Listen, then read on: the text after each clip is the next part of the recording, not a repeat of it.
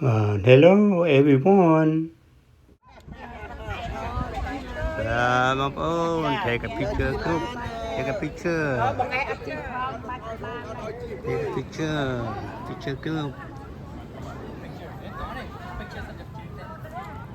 Take a picture everyone.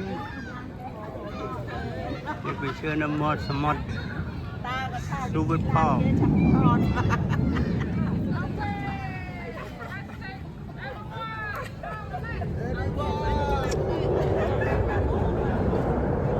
Everyone take a picture.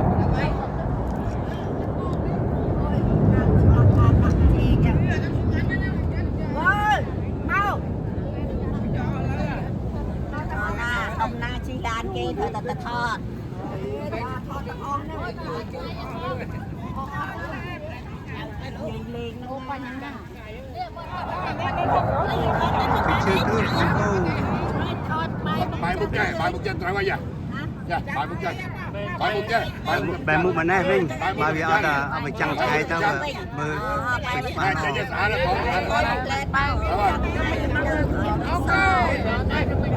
Cái bài một chân.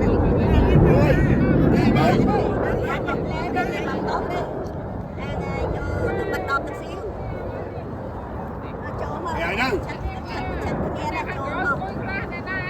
Tiếp đi chỗ khơi. Khơi khla, thằng không có những cái này.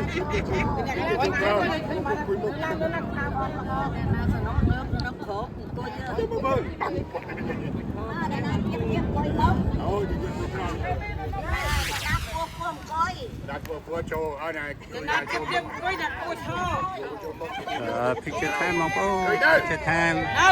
Camera ai đâu? Hey, good baby.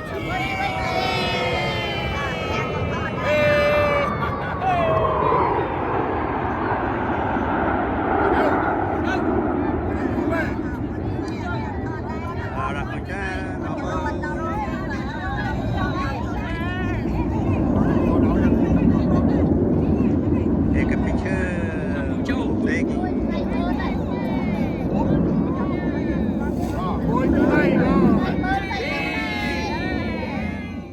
Everyone enjoying your nice day. Bye.